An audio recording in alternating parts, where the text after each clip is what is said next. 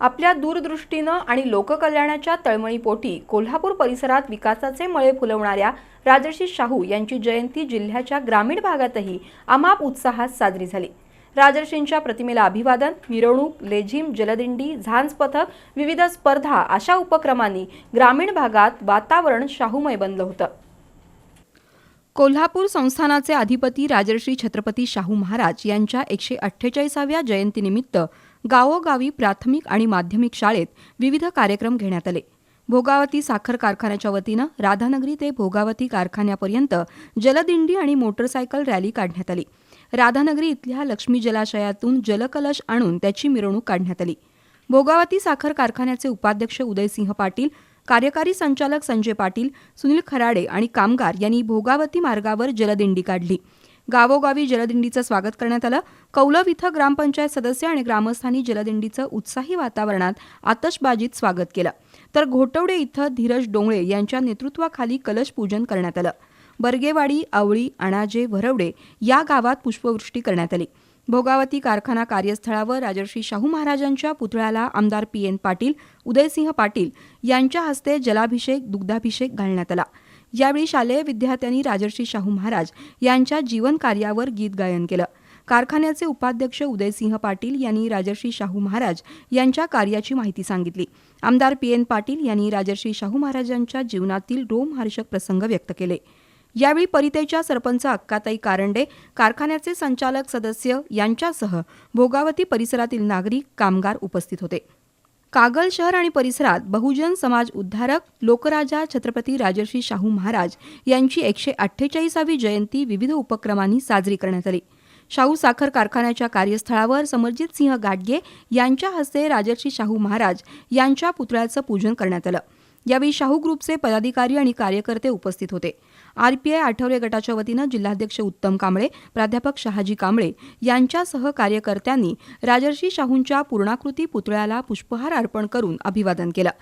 हातकणंगले तालुक्यातील रुकडी परिसरामध्ये राजर्षी छत्रपती शाहू महाराजांच्या वास्तू होत्या।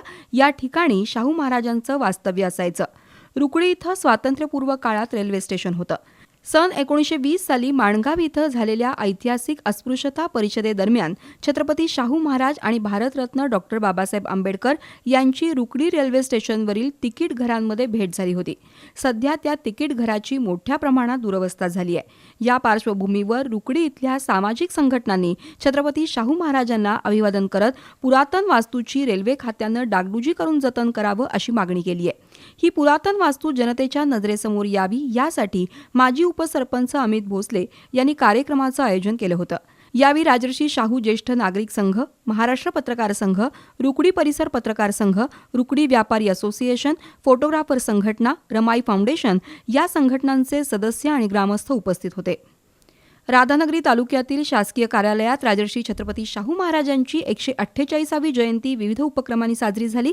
नायब तहसीलदार अतुल काकडे, अंकुश रानमाळे आणि तहसील कार्यालयातील कर्मचाऱ्यांनी शाहू महाराजांच्या प्रतिमेचं पूजन केलं।